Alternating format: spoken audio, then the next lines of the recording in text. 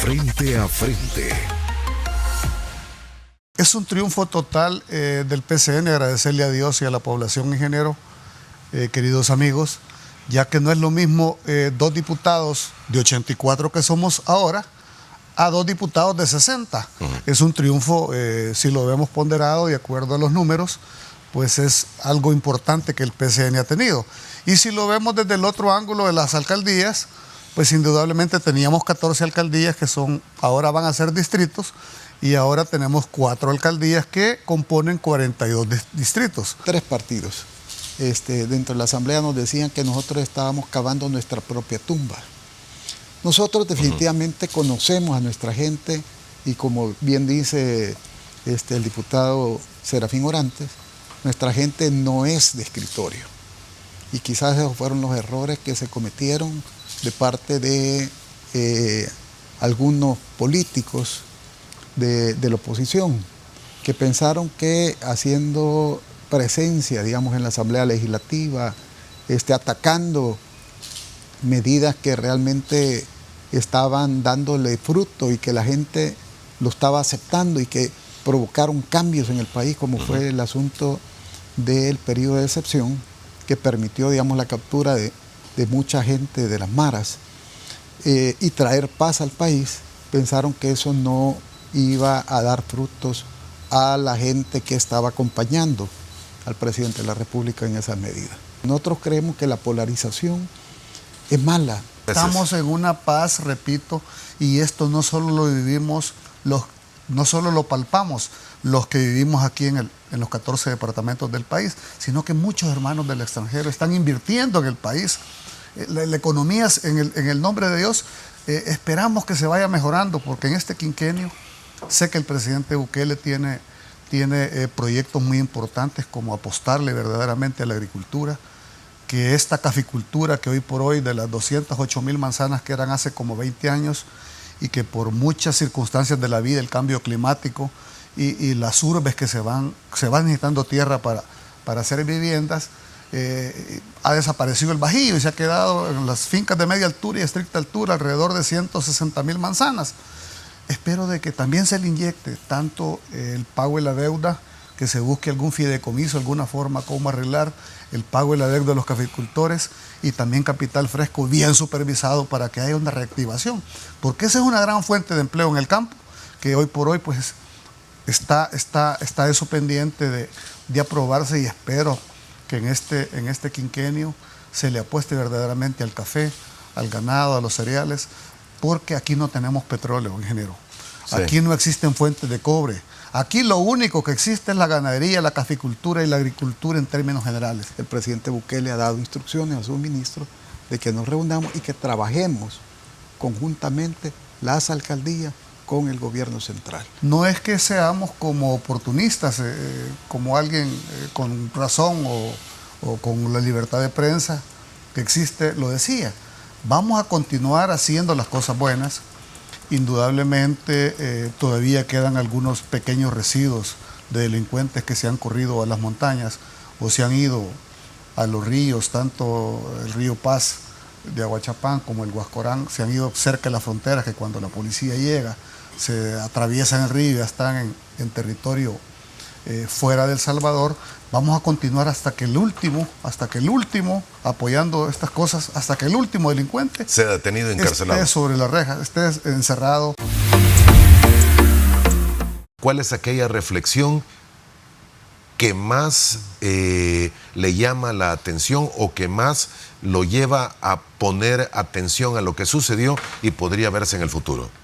Bueno, yo creo que el gran reto del país y del señor Bukele en este momento es precisamente el plan económico para el país. O sea, yo creo que la gran expectativa de la sociedad es que, salido de la vorágine electoral, de las críticas, de los desaguisados que tuvo la elección, o de las opiniones respecto a la ilegitimidad, ilegalidad, por motivo de inconstitucionalidad de la elección. Pero bien, ese capítulo ya está con la leche derramada, no se puede hacer mucho a estas alturas, y por lo tanto creo que es más constructivo enfocarse en qué es lo que viene. Y lo que viene creo que son dos cosas.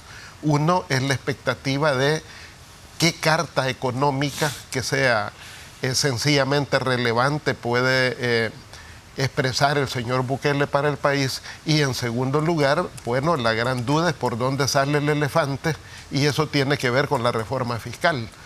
Precisamente ambas cosas son las que están frenando el crecimiento económico del país, la posibilidad que nuevos inversionistas lleguen al país ya no está vinculado al tema de la seguridad pública, sino más bien a la certeza jurídica y al rumbo país. O sea, creo que esas son las dos dudas más relevantes y que tendrán que ver con el siguiente evento electoral, que en mi criterio no va a ocurrir, y lo puedo explicar por qué. O sea, elección 2027, el mes de abril es el mes clave del arranque de la reforma constitucional. El espejo de la complejidad y poca participación del 3 de marzo está todavía más compleja para el 2027. En mi criterio, siguiendo los temas electorales, ¿qué puede ocurrir? Que sencillamente no haya elección. ¿Amparado en qué? Amparado en el hecho que ahí tienen bajo la alfombra, así como nuestro querido explorador don Félix Ulloa encontró el artículo escondido, pues están encontrando el documento que refleja la vieja discusión de la homologación de los periodos de elecciones. De los periodos de elección. Para llevar alcaldes y diputados a 5 años también. Es correcto. O llevarlo a 6, todo. Ese es el tema, y de esa manera bypassearse, o sea, hacer el bypass, porque en realidad no apunta a ser una elección. Para no tener una evaluación intermedia a los 3 años. ¿Usted cree que por ahí va a andar? Esa es mi apreciación. ¿Esto requiere reforma constitucional? Sí, la requerirá. El aviso está en que este es un problema de esencia democrática, de que se avecina un proceso de reforma constitucional que de manera inminente viene para el mes de abril, sin que el soberano conozca esas. Por ejemplo, ya está circulando el proyecto, que fue, no creo que sea exactamente el mismo, pero es el proyecto que trabajó la comisión presidida por el señor Félix Ulloa, donde participaron prominentes juristas, etcétera. Entonces ese proyecto ya está circulando, pero yo me imagino que eso tendrá muchos cambios, por ejemplo, en materia electoral. En materia electoral también vienen cambios importantes. ¿Por qué? Porque es obvio, igual quienes seguimos este tema electoral, le llevamos el pulso, así como el médico lleva el tema cardíaco, y uno sabe que con el talante de este gobierno difícilmente va a aceptar una composición de Tribunal Supremo Electoral tal cual lo reza la actual Constitución. De los 3 partidos mayoritarios. Ese es el tema. Entonces eso va a empujar necesariamente un proceso de reforma constitucional en ese acápite, donde el esquema ¿cuál es? Que ya no sean los partidos los oferentes de ternas para la composición del tribunal, sino que sea la Corte Suprema de Justicia. Y siendo la Corte Suprema de Justicia puesta por el buquelismo, obviamente las ternas ya no serán comprometidas con varios partidos, Nuevas Ideas, el Frente y Arena, sino que todas serán canalizadas por un solo partido a través de la Corte Suprema de Justicia. Mientras eso no esté claro, el rumbo económico, y no esté clara la reforma tributaria, obviamente los inversionistas no van a llegar, y los que sí podrían venir es la minería. Este gobierno está ávido de recursos económicos y no tendrá muchas fuentes de financiamiento. Por lo tanto, restablecer la minería creo que es una de las amenazas que tiene el país desde el punto de vista económico. Era el interés de Bukele y del Ejecutivo que en el 4 de febrero se eligiera presidente y legislatura, porque perfectamente pudieron haberse seguido el esquema de Colombia, que fue diferente.